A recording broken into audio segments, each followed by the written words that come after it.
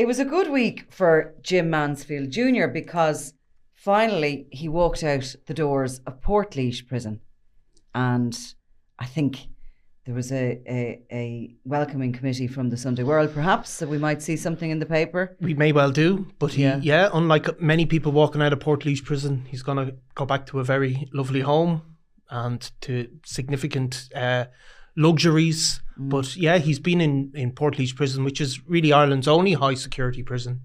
And, you know, despite his background and his wealth, he's been in with some of the most dangerous criminals this country has ever seen. It's one of the safest prisons. For him. Exactly. And he, of course, there was a general feeling there that you didn't cross him because you'd have Dessie O'Hare to deal with if you did. Now, of course, the Special Criminal Court, we're told, hired Dessie O'Hare and a team of terrorists to kidnap his father's former security guard, who was beaten up and who is now in the witness protection programme and went state witness against Mansfield and was going to give evidence against the others, 5 others, except they pleaded guilty.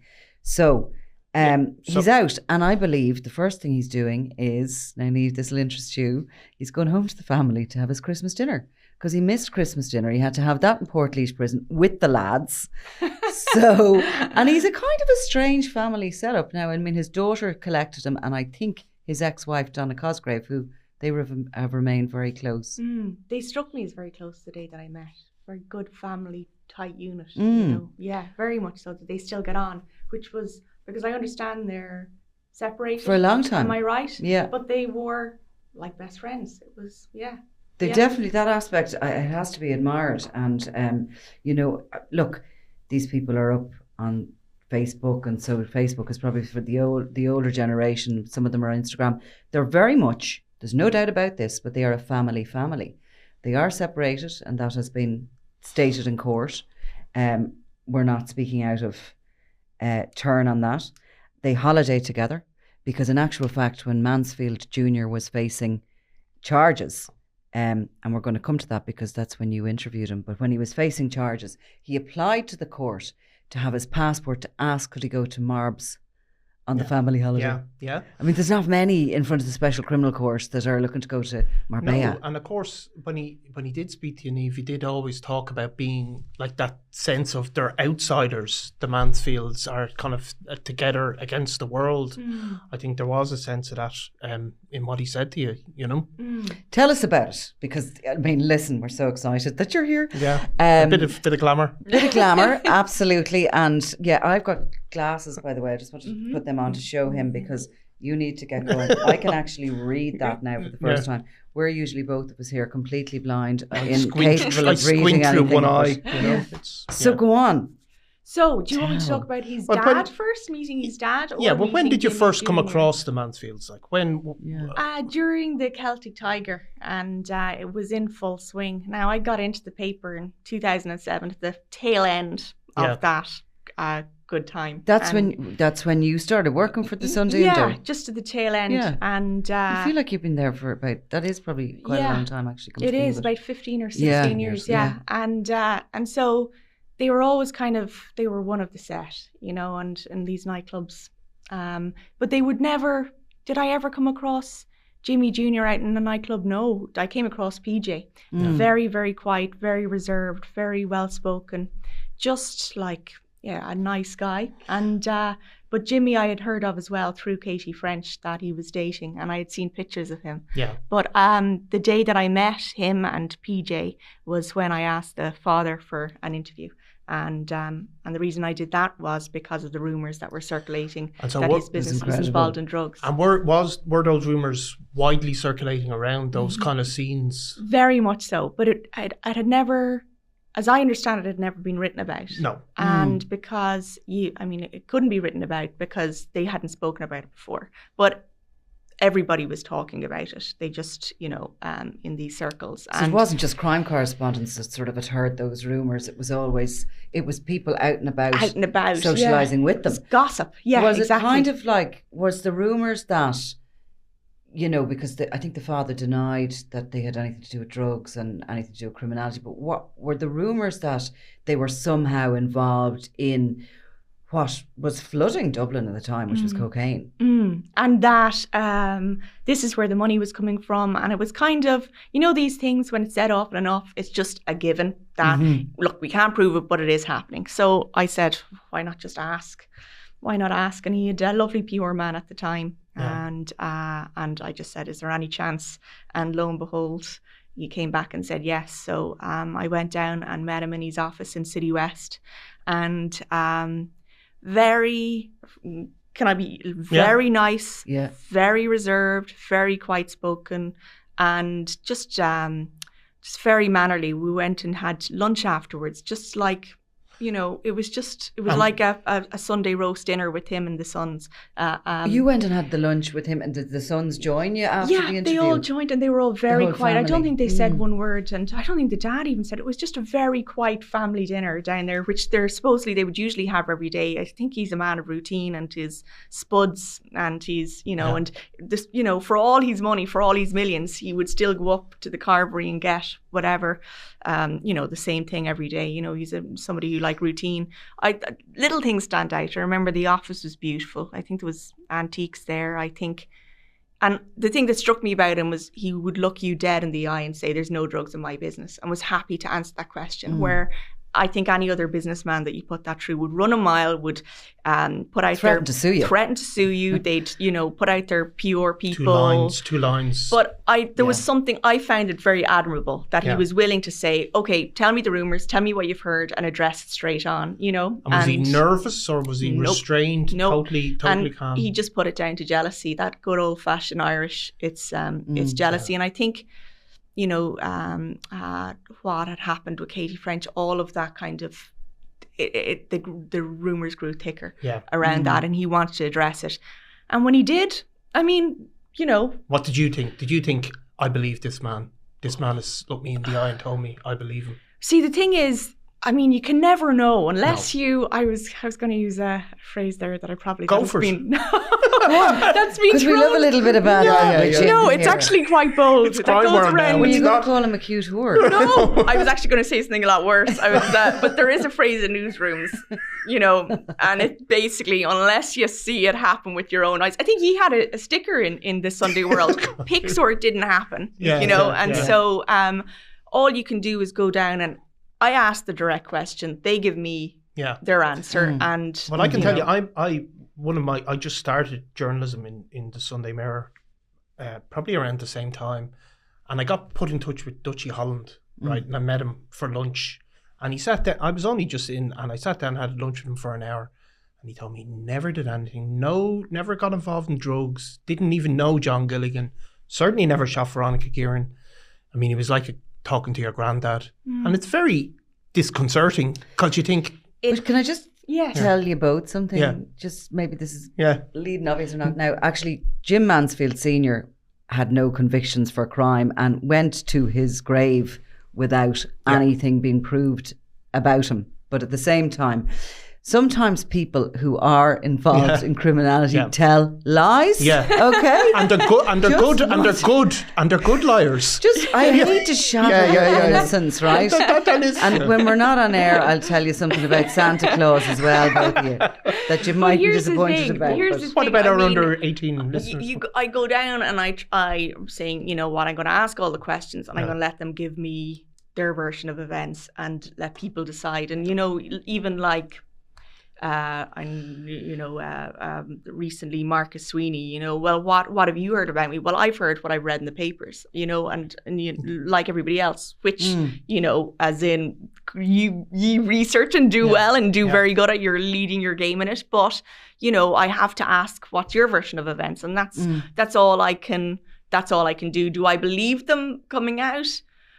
Nothing would surprise me about anybody, to be honest with you. Nothing would surprise me about anybody. But I find it fascinating how somebody in Jim Mansfield Senior's world and his son, who have all the money and have a great, background and are very privileged, they're not born in disadvantaged areas, how they manage to collide with all of these names and all of these people and get wrapped up in it blows my mind how. That's really, key to the fascination with organised crime, though, and why people are. Yes. It is that sort of mingling of celebrity, of wealth, of legitimacy, and then of you know, and it can be another, it can be politicians, and everybody can be sucked in because it's money.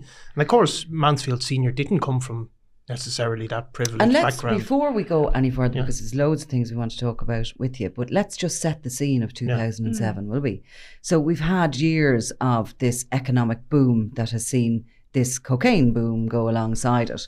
The likes of the Mansfields were the boys about town. Okay, Jimmy Jr. wasn't out and about in the nightclubs, but wasn't he living in Palmerstown House? Didn't he have a herd of llama on his lawn? Wasn't he dating models, and there was parties on the roof where he sat in the jacuzzi and everybody had champagne all night long? These were crazy days for Ireland, days we probably never thought we'd see. And at that point, Jim Mansfield Sr., the father, who had this empire to pass on to his sons, was one of the richest, if not the richest man in Ireland. Yes. Right? Yeah. And there was a story about him that he had picked up a shovel and he'd come from nothing, and he had gone and he had bought machinery in Russia or in Eastern Europe, and he'd done a deal, and he was the cutest, cleverest, wisest businessman we ever knew. And it seemed like amazing and the dream. But all the while, and it was only unravelled in recent years, behind the scenes, Jim Mansfield Sr. was doing dirty money deals along with clean ones. And he had friends within the terrorism organisations, including the INLA. He was friendly with major, major criminals, and is suspected of having washed a lot of their money through the building of City West, which was, again, a phenomenal development. So that's where we are. And of course, Katie French brought it all to the fore, I suppose. I mean, that's when the rumours really started. And then as people started reporting on Katie French, names like Lee Cullen started to pop out. I mean, you heard of all these names around the time. Lee Cullen was the guy with the cars. Yeah. And I found it very difficult to get straight in my head how girls who were maybe, you know, models driving. I think she was, you know, driving a Range Rover down that night down to Ducey's house. How was she affording? I couldn't understand. There was a lot of that going on in the Celtic Tiger. Yeah. How are all these people affording all of these things? And, you know, she was a beautiful girl, and, you know, you would want to hang around her. I can imagine if I was one of the guys down there, and she had an apartment down in City West, and that belonged to Jimmy Jr. That's right. And she was dating. And I remember I interviewed another girl who dated Jimmy Jr. as well, who is now with a Premiership footballer. But she still to this day would speak about Jimmy Jr. with the utmost respect, and he was a gentleman and all of these things. So you're hearing all of these things, and you're hearing two sides of people's experiences. It means that they're interesting because there's a whiff of danger from them. Absolutely fascinating, and it's and you know, and Katie was living down there at the time, and by all means, I remember back in 2007, it just looked like they were living the dream. All of that set were living the dream that, you know, we only kind of get to a glimpse of when we working in the business that we do. And to see so much of it, you know, kind of land the way it's landed years later. Not just them, but so many people involved in the show have seen that have landed in jail, or like you've gone out with dinners with people over the years that you think they had it all, and then look what happened years later. But of course, they could have been still living the dream maybe if the Celtic Tiger hadn't collapsed, because that really put pressure on the whole system. Because Mansfield Senior, like, he was dealing with guys, as Nicola said, back in the 90s, like Paddy Shanahan, the guy known as the Builder, who was shot dead in a gangland murder. But he was keeping all the balls in the air until, you know, until the collapse of the economy, and that put huge pressure on the system. Did you stay in contact with them at that point, or had you heard of things during that time? Like? So after I interviewed Senior, you would see the odd time you would see his son PJ out. You know, he married. PJ, who's no involvement in crime. Not at all. And very, very, you know, respectable guy to me. When I remember he married Andrea, and he was very high and polite and everything when you'd see him out. That's all I saw of him. Never saw Jimmy Mansfield Jr. apart from that day. But you would hear about them, you know, on that set. Marcus, I would have seen more of. I interviewed him. I know he was kind of a little bit kind of on the periphery of that set. Just after Katie died, I would have interviewed him as well. But apart from that, it just seemed like they got on with things. The crash happened, but you never really knew how much it affected them until I think years later. You know, Warren Buffett says when the tide goes out, you get to see who's their underpants on. Well, they really didn't have it, because that like the pressure that they were coming under then. Well, what happened was so the crash happens in 2007, and like many people, they were overexposed financially, and they owed something like the Mansfield group, and the father being still alive, they owed something like 320 million to the Bank of Scotland from memory, and receivers were appointed. But their problem was not only that they were about to lose all the legitimate, receivers been appointed for 320 million. You'd probably come out of that with your house, your fancy car, and enough money to do you for the rest of your days. Because to me, it's completely baffling how these people go wallop, but actually nothing seems to change for them. Mm-hmm. The more money you owe, if I owed 100 quid, I'd have to pay it back and do without. But anyway, it's one law for us and for them. But he owed this money. But the bigger problem was actually this underlying problem, which was that the dirty money went under as well. He lost that. So he owed a huge amount of dirty money to criminals.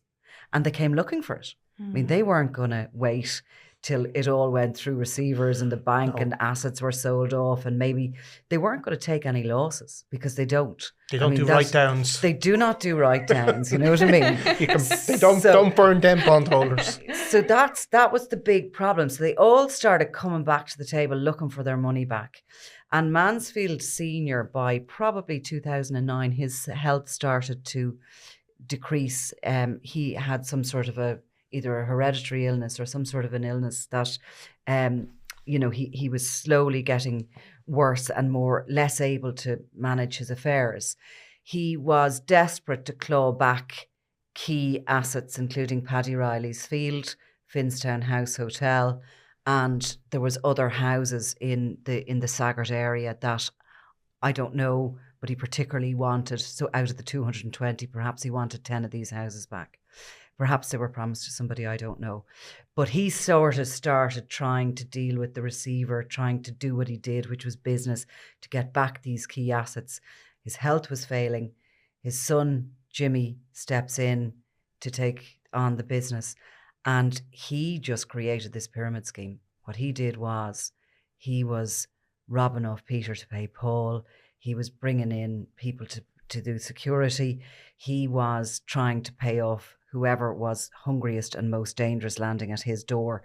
So he was diddling some criminal gangs, offering them investment opportunities that didn't exist, so as he could take 4 million from them and give them to this guy who was about to do something terrible. Just what they nearly all end up doing. It's like a pyramid scheme. Like a pyramid scheme. And they all wanted what they wanted when they wanted it as well, And I can, I don't know if I can imagine, what I try and do is, why was he doing that? Do you know what I mean? He's the amount of, I don't. Yeah. I just, and sorry, I'm not condoning anything at all. No, go ahead. But I love the why, His father took him out of school when he was a kid and put him working, taking rocks out of fields, at that. There was no school education. It was like, you're taking on the business. He's the eldest son, and all the pressure comes down on him. And I think seeing his father and what his father had built up and the success that he'd had, and then his father's health all of a sudden going, and all of this pressure lands on your shoulders, and it's like, it's up to you now, and not wanting to let your dad down, and wanting to keep up an image, and wanting to keep everything okay for your family. And I can't imagine. I'd say he was under a lot of huge amount of stress and pressure and panic in the way that I'd say he was firefighting. He was trying to solve the immediate problem. The guy is called to the door looking for 50 grand. I'll take 50 grand off this other guy and I'll sort him out. And that's he was probably listening to, taking advice from people, and sometimes there can be too many chefs in the kitchen. And I think he was bringing in one terrorist organisation. His trial was extraordinary. It didn't seem to get the amount of attention. I don't know whether people couldn't imagine it. They just couldn't imagine it. But you were talking about, there was terrorists wandering around, convicted terrorists wandering around to Saggart House as his father was lying dying. They were it was as if he opened the doors and they came in to steal the jewels from the mansion with the father dying. And Junior didn't seem to have the same charisma, the same business sense, whatever. And maybe it was because he was given too much. You often see in both the ordinary world and I can see certainly in the criminal underworld. Sometimes when an inheritance, when an individual gets handed something, they don't learn the streetwise. There was something, and I hope, but there was something that struck me as there's almost something like a bit innocent about him, and I know Junior. Yeah, not in the father. You know, there was a strong presence. There was no flies in. There was something about Jimmy Jr. the day I met him that was almost. Yeah. So when was that, Niamh? He was facing these charges in the Special Criminal Court, which were kidnap plus the second charge, which he was convicted on. He wasn't convicted of kidnap. No, he was convicted ultimately on perverting the course of justice. So what he had was the guys went on trial. They were convicted for abducting the security man.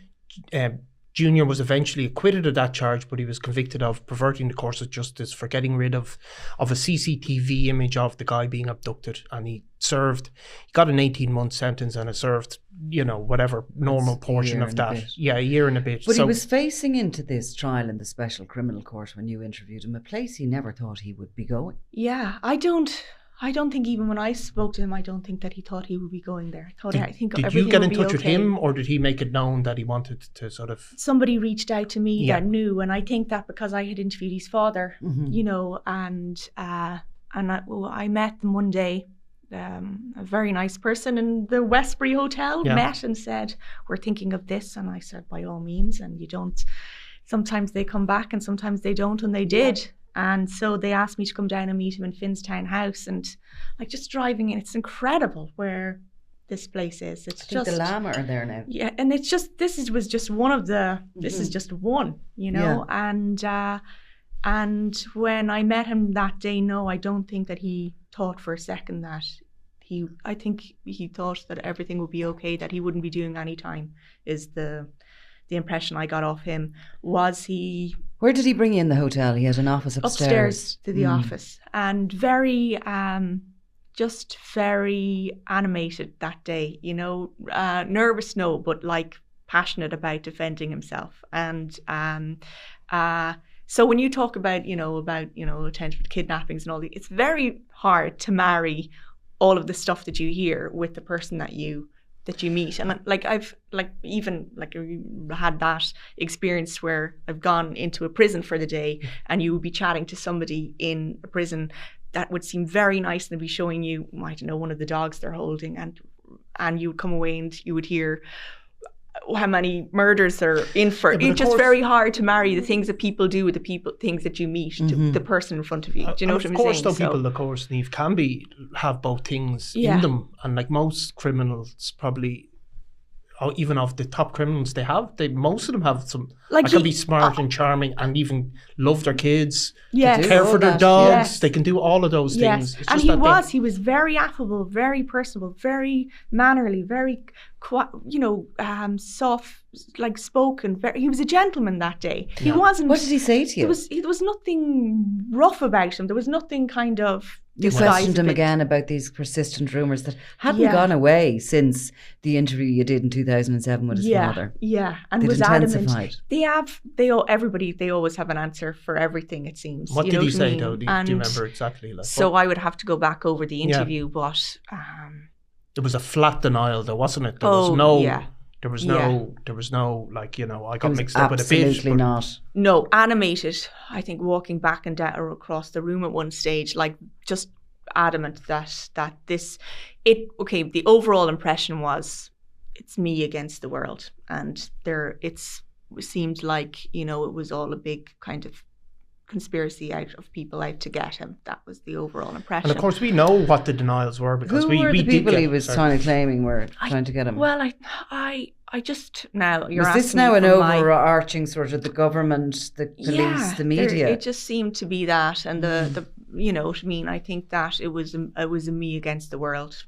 That was the impression. And jealousy again. I don't think he mentioned jealousy like the father, but it was it was just an impression of people out to get him and they've got it all wrong. That's the overall impression that I got off him. Now it's how many years it's been. No, I do think it was some of the stuff he was saying was they're outsiders. People don't like them because they're outsiders who became wealthy. The Mansfields. Yes. But of course, we know what his denials were because we had them in legal letters at the time. He was to the Sunday World, which was that the denials were strong from he has no involvement in crime, absolutely all the way down to didn't know these people, never had anything to do with them. But I think I even put pictures to him at one stage because he was seen with somebody in a car park. Am I right in saying that? Seen with a criminal who's facing a very serious charge, connected with the Hutch Kinahan feud, and he was pictured in the car park with him. He had an answer for, like I said, they have an answer for every. But it's in the piece. I'll have to go back again, but when you're even putting pictures to these guys and they have an answer to so. But why did they talk? What was his purpose of wanting to talk? His side of the story, I think it's his side of the story, and you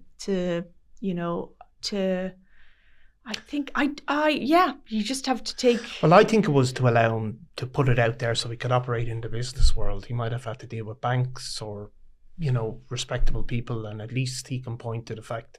And of course, Nicola, that he was going around saying this to criminals as well. He was at that point in time, like he was telling criminals that he'd have their money for them because he was suing the Sunday World, which he actually dropped the case when he went to jail. But he was adamantly that the Sunday World, because we had written a lot about, I had done quite a few stories about the whole dirty money and all that went on. And he was pushing this case that he reached out to us and dropped it after he was jailed. Okay. But he was saying that, and he was still trying to salvage there was no, and they did salvage some things. I mean, he was in Finstown House, wasn't he, of course, and that had gone into receivership. Yeah, that's right. I mean, I think the time that he spoke to me, I don't think he had anything to lose as far as he was concerned. You know what I mean? And no matter who you are, what's written about, people care about their reputation and what people, they do, the image that they have out there, and why not answer it, but you're asking me my memory of the interview. This is the thing, when you're yourself in this business, you can you can immerse yourself into somebody's life for a week or two before the interview. You go in, know everything about them, you do the interview, and then you forget and you move on to the next story the next week. So I'll have to go back. We're such fickle individuals. I think it's in our DNA. This is the thing. It's low attention. That's it could come the in nature. Do you ever get approached by somebody and you're just and they're so intense because you've written about them and you just have no idea? I've interviewed people before and forgotten, and I've had to be reminded because you just it's another week. So oh my God, this but it is, and you kind of, it doesn't sound like a great excuse. But you know what I mean. You immerse yourself, and then you move on. Totally, you do. So I'll have to go back which brings us nicely, Niamh, to our next point of discussion. Next individual who you've mentioned a few times there, and he is totally fresh in your memory because very fresh. You've just done a massive big interview with Marcus Sweeney. Yes. TikTok star Marcus Sweeney. Absolutely, I've seen that since. He's looking to come on Crime World to do an interview, and he's not here obviously anyway at the moment. So he's out there on TikTok. He's pushing himself out there. He's and how did you get in touch with him, Niamh? After obviously he was in Sunday World first about a court case recently where he was described as being up to his oxters in organised crime. It was a cab case that was brought against him, which he didn't appear in court to defend. And during that court case, there was details were given about how he met with there's no dispute about being some of the most high-level heroin dealers, both in the UK and Ireland. And Marcus Sweeney, of course, we did know about this because we'd written a bit about it at the time, but it still jars, doesn't it? Because Marcus Sweeney... Yeah. It is incredible. Like when Marcus Sweeney, and then you see, and I'm reading the Sunday World, and he's meeting people who have been, caught with, I think, was it 670... Associates of theirs, of course, 670 million euro worth of heroin. That is, I find it's mind blowing, the two together. So it's. So tell us about him, and tell us about your first meeting with him, and then your most recent interview, which was lengthy. So I interviewed him after Katie French died, and he just wanted to be left alone at that stage and get on with his life. And he was there was a lot about it in the papers at the time. He just wanted a fresh start. I think he might have been with Lee Arnold at the time.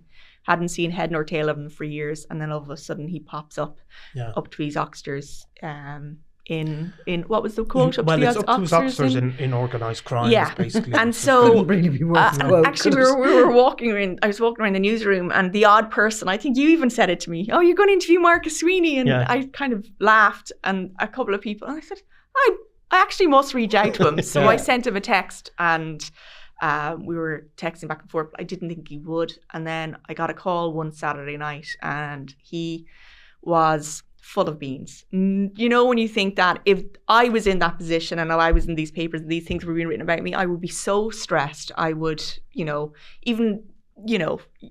was just very his usual bubbly self, not a bother on him, which I found. Had you known him well, like during the Katie French years? Had you seen him around? No, not at all, which is the best way to go into something, you know what I mean? Yeah, probably. And just the way he was speaking on the phone, I said, if he even says an ounce of this when we sit down with the dictaphone, I'll be very happy. So I just said, would you meet? And he said he would, and he cancelled it. And I just thought, he's not going to do this. And he rearranged it again. He said he was sick, rearranged it again. And I think I was there about an hour waiting. And he said, I rang him. I said, where are you? He said, I'm getting flowers. And I thought, he was joking. And he said, I'll be up in a second. And up he pops with the flowers ready to do the interview. So the flowers are for you? Yes. I thought, I just want to just throw it out here. I've never been given flowers by anybody up to the Rocksters in organised crime. There you go. Lovely. He actually did make a joke. These are from the proceeds of crime. But fair play to him. He sat down and did the interview like he promised. And he like it doesn't read as if he was guarded. Like he's. There's a lot of things I describe Marcus Sweeney as. Guarded is not one of them. Right. Yeah. So he was happy to address these things, or very happy. I think the Celtic Tiger, the recession, the crash, all of that type of stuff. Yes, and then I found the most interesting was his thoughts on Jim Mansfield Senior. Like he really had a sort of hero worship nearly. What did he say to you about that? He was like it struck me as almost like a second father figure to him, and he said to me, he didn't go to the funeral. He was too upset, and he said, but the people you love are around forever. And just the way he described Jim Senior, it was like it was like a reverence. It was a respect. It was. It was sounded like a genuine hero sort of worship of the guy, and maybe a sort of a model of being a man. And what he had done in his business over and over, he repeated about, the biggest hotel in Europe. Yeah. And I think it was somebody, Marcus saw Jim Senior, he saw his sons who are, BJ, very handsome, one day in a car park, I think, and said, he just said, I want that. I want to have what they have. And the sky was the limit. And, it was just a matter of getting it. Grabbing it, I think it was. Yeah. And like that, Marcus Sweeney was one of those people at the time who you used to see with all the cars and the lifestyle. And you wonder, well, what are they doing? How are they managing all this? I just, because if you run a restaurant, you're almost guaranteed to lose money, aren't you? You're likely to be broke, or just about earn a wage. But they weren't obviously living like that. They were living in a totally other way, which he describes himself, in fairness to him. Yeah, in detail about the cars and the watches and everything like that. Even the watch that he was wearing that day, I think we looked up afterwards, it was about 29 grand, so he's... And do you think... So sometimes you meet people who they've been in the papers for so long, over so many years. Do they enjoy it? Do they not enjoy it? Do they embrace it? That kind of, like this, something like this, which is, it's linking him to a heroin gang. But does he enjoy being in the papers? I got a sense of that. He liked a bit of the notoriety. He liked a bit of, he definitely didn't like the image that was portrayed of him in the past, which was almost where he was ridiculed you know, the tan, the hair, I think he wanted to get away from that, and there was a new image that was a bit darker. Yeah. And maybe just a bit more intelligent businessman type as well. He was, he was talking about, just to say to anybody, the full interview is on the independent.ie website, and it featured in the Sunday Independent. It was a big cover in the Sunday Independent by you, Niamh. I mean, even the photos, you know, I mean, surrounded by the gold, and happy to do all that. You know, I think he does revel in people not really knowing him, and the different tags that he would get, and, you know, is he really stupid or is he smart underneath it all? You know, is he just a socialite around town, or is he involved with all these? And how did he describe criminals? it to you? Like, I know not to ask you to repeat what he said, but, you know, obviously the link there between these criminals is described in the court case. How did he sort of justify it or explain it? He said that they're not going to introduce themselves as criminals, you know, and but, you know, like, I find it very difficult to see how somebody like Marcus Sweeney, I feel like if I met somebody like Brian Grendon, there would be a clash, you know. I don't know, I can't see us socially gelling. And Marcus Sweeney would be that on speed, you know what I mean? It would be the extreme version of that. 100% about that, and in particular about the Grendons, because they're the drug gang known as the Family. They would be I think a rough, violent outfit. Yes, and I mean from Ballyfermot, you know, and they certainly would be. They would be a very far distance from Marcus Sweeney from a social point of view. Very much, yeah. But it was like, okay, they obviously wanted or needed something off each other, and they were willing to fit that need, and so it was business, you know. So but I would love to have been a fly in the wall in those conversations when they were deciding to do business together. Did he want to get over that bit of the interview quickly, and did he try and manoeuvre how the interview went, or was he happy to let you rule it, if you know what I mean? I think the energy changed when I started asking those things, you know, was like, okay, just let me.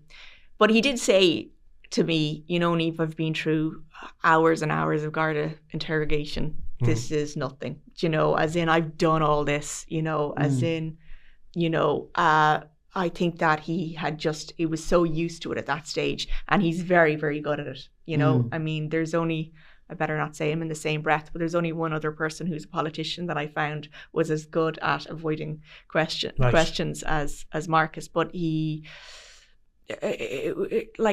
just flowed from him. There was he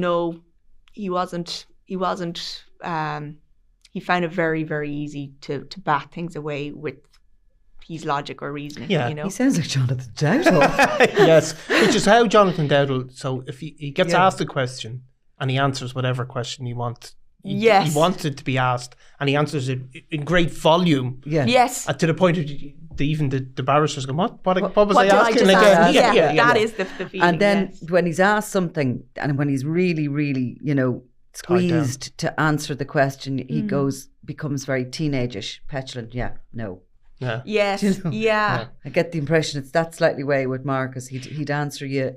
He'd answer something you weren't asking. Yeah, and I just wonder, is a little bit of a game with him, you know, where, you know, when I thought about the cryptocurrency afterwards, I said, is there another story there? And he would also almost be tickled a bit by it, you know what I mean? That, you know, by the intrigue. It's very hard to know. So what do you think he's trying to present now? On TikTok, he's on TikTok. Yeah. I mean, do you think he's trying to present that darker, deeper thinking? Yes. Like, was he doing something about a Rolex watch, throwing it off? Did he throw the Rolex watch off a balcony? I didn't see this. What happened? Well, no, I mean, he's talking about, he does appear to do that, and he's also speaking. I suppose when I read the interview, which I thought it was great actually, they you know, that he spoke about his son. I thought that was quite moving. He's obviously got a young son. He spoke about maybe the impact of all of this on his son, and I thought that was kind of came from the heart, and he's spoken about that in his TikToks as well. But it's a curious thing what he's trying to put across. on TikTok. I told him. Yeah, go ahead. I told him there should be TV cameras following him because he is a quote a minute, even after. Yes. I wonder. I just think that there is so much more in him. There is so much more in him if he would do more interviews. I mean, even he was talking about going to the case afterwards with this field, about, I'm sure he wouldn't mind me saying this, but, going down to the field and taking the grass from the field and putting it into his pocket and going to court that day, For a bit of luck? For a bit of luck, it was the attachment to it,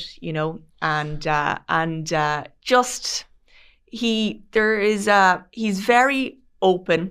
He's very willing to talk, and he is very colourful, and all of those things.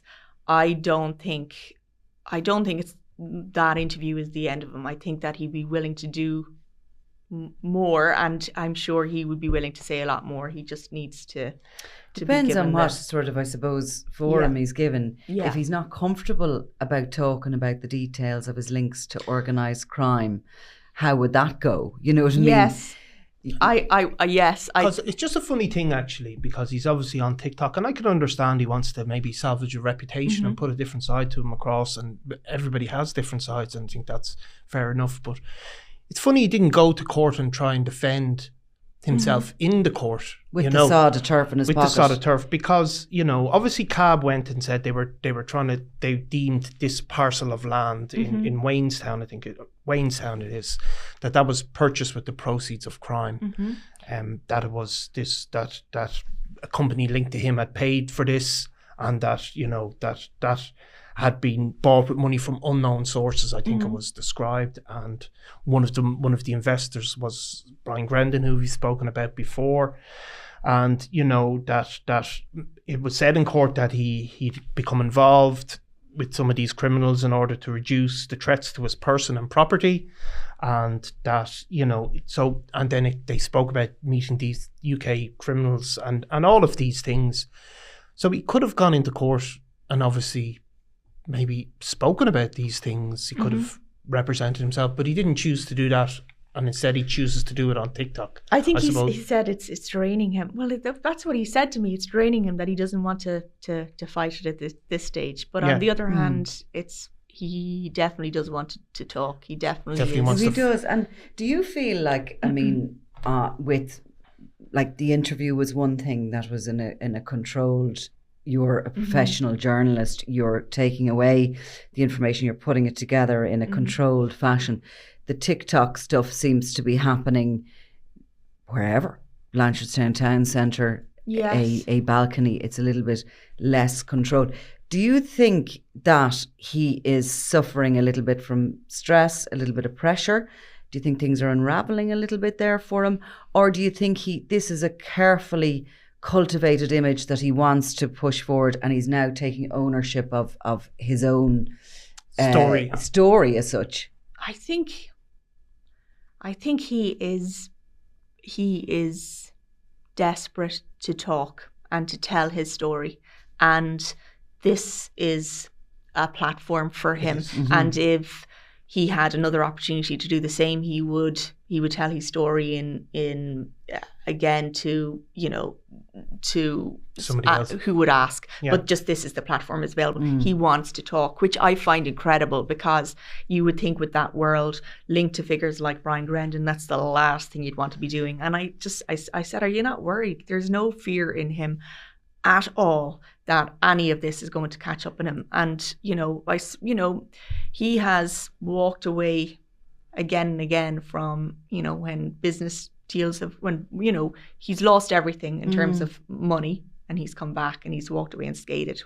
I think if an ounce of that happened to the normal person, and I know people like that in the Celtic Tiger who've lost everything that never recover from the stress, but there's some people who are able to handle it. And now with all those links to gangland figures, the idea of this guy coming down and giving it a death threat, it just seems like he's not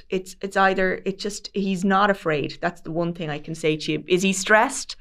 And it's coming out in other ways? I don't know. Is he is he kind of I think he's just somebody who definitely is wanting to talk about his experience now, but I don't know how that's going to end up for him in the long run. I mean, I think the family, like obviously we've spoken about them a bit, but just in a sort of general background, they probably have become as a gang, as the Kinnan cartel have maybe receded a bit, they've become the number one target for the organised crime operation within the Gardaí. But they have a particularly sort of modus operandi where they really have, maybe like the Kinnan cartel, who had people in very senior positions, they've tended really to prey on the vulnerable, to store drugs and weapons.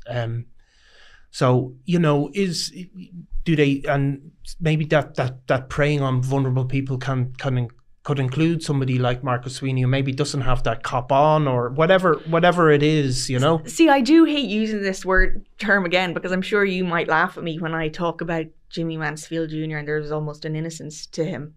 I do think the same with Marcus Sweeney. There's almost a bit of a naivety or something. There's something strikes me that, like, is he used to that world at all, or is he used to, or does he know? Well, I mean, I think they are used to people that have some of those qualities, and they're used to preying on them. I'm talking about the family. The family largely have been kind of known, the part of their MO is that they will prey on particularly drug addicted people within their own area, and they've tended to use them, to give them maybe drugs and then to give them drugs to hold. So that's in a way how they've kept themselves, the leaders of the grouping have kept themselves an arm away from the law. They're never caught their hands on product. They'll always give somebody else. And they do homeless, drug addicts, very, very vulnerable people. That doesn't mean if you have, a suit and a fancy watch in your arm, you're not vulnerable, I suppose. So perhaps that's certainly from those people he was mixing with, that is definitely their MO.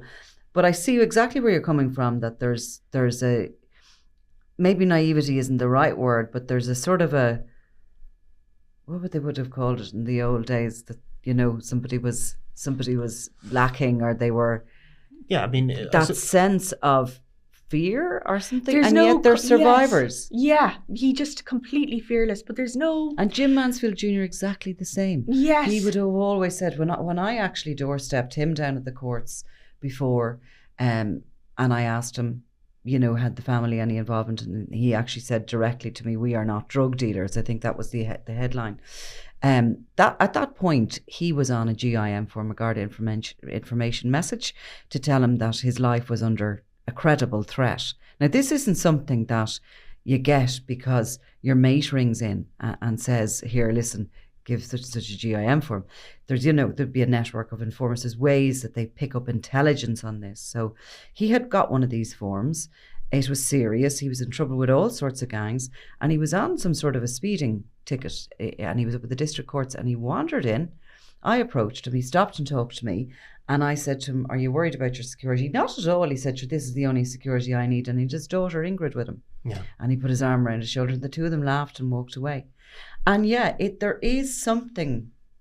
I think they lack like cunning, and I've seen cunning in politicians, you know what I mean? It's not just they lack a cunning. It's almost, they're just so open, they're so chatty, they're so stress-free. And maybe, look, I'm only going by the impression I have. Maybe that's one way of surviving. It's so fearless. But it's like, have you actually sat down and thought about how this could go, that's the impression that I got of him. Yeah.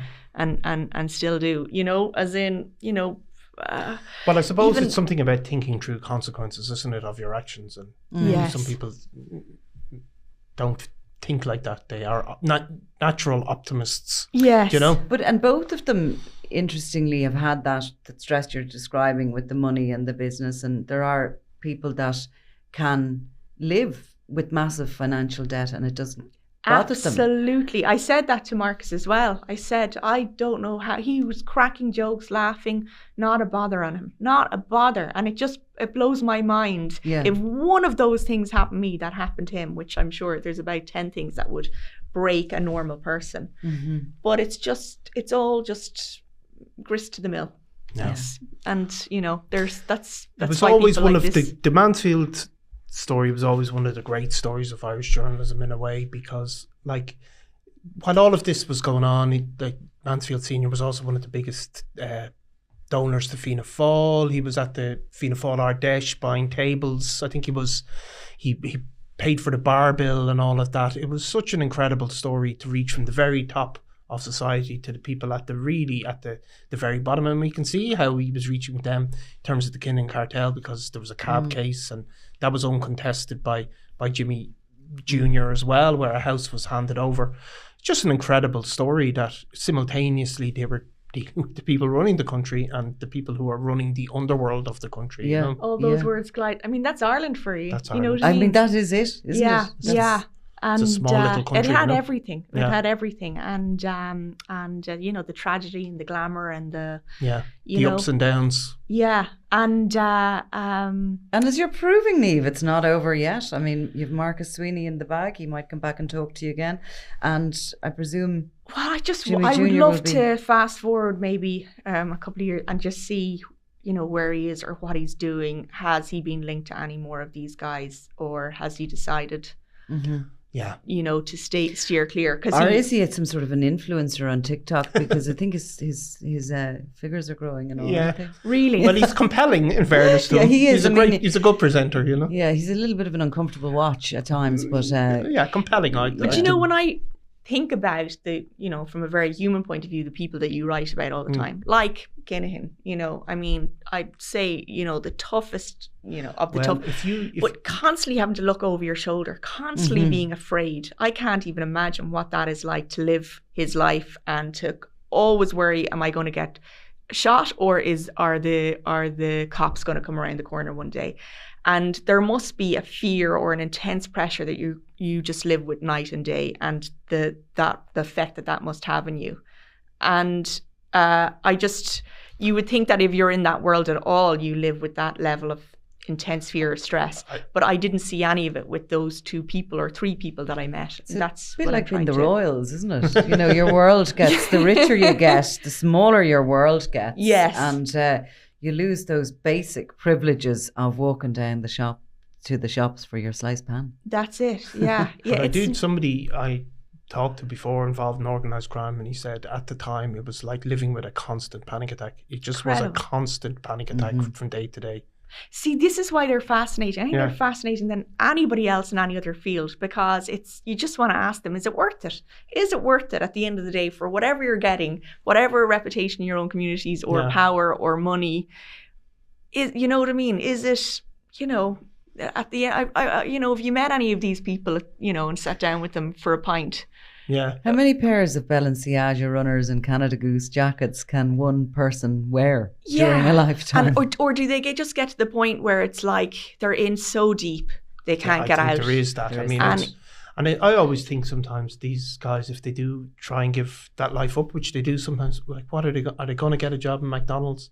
You know? I mean, that's the truth of it sometimes. And sorry, this reminds me, I did ask Marcus, you know, is there a part of it that is a bit addictive? That there's he strikes me as the type of person that gets an adrenaline hit of fast cars, and, you know, he admitted he did coke at one time. And is there some rush that you get that's addictive to this as well? And I wonder, with people in the criminal, you know, world, do they get a rush of getting away with things and saying, oh, never doing that again, and then the opportunity comes and they go at it again, you know? Yeah. It's like a roller coaster ride. It is. Well, Niamh Horan, thank you so much for coming on, because that was certainly one hell of an interesting chat. Thanks very much for having me. Thanks, Steve.